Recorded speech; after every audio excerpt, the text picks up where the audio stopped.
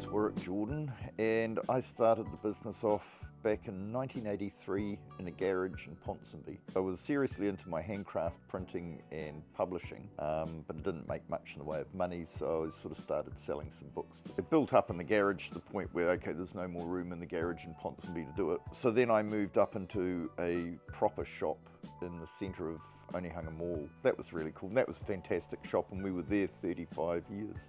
They wanted to put the rent through the roof. Approached all over the place, all over Auckland, and as one of my sort of last resorts, I wrote to the Bishop of Auckland, Patrick Dunn.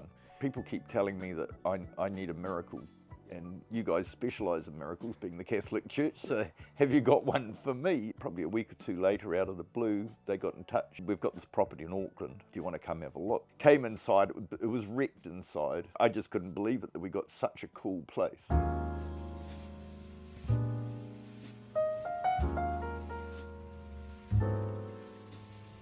I've been offered a book made with human skin. I didn't buy it.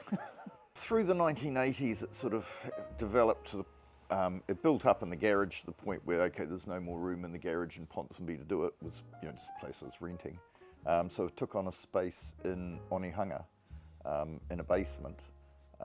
Turned out it was actually, it had originally been the Star Picture Theatre back in the 1930s, where my dad used to sell ice creams at half time. But that was just random coincidence. It had enough room for me to put in all my printing and typesetting gear and all that sort of stuff. I set up a bookshop there and also had a linotype machine and printing presses, and so it was a sort of combination.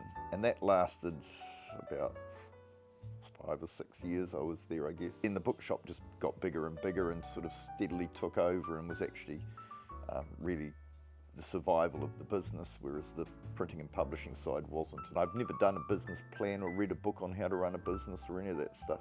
It seems to work somehow. I've had accountants sort of pull their hair out and tell me they can't understand how the business is still going. I'm the captain of the Titanic. I'm going down with my ship, I've created a role where I've done everything in the business, but I tend to do the really big buys or specialised ones. People think it's all sitting behind a counter looking at a book. It's not. It's carton boxes up and down staircases and hard work. I'm just going to keep doing this, and it just expands.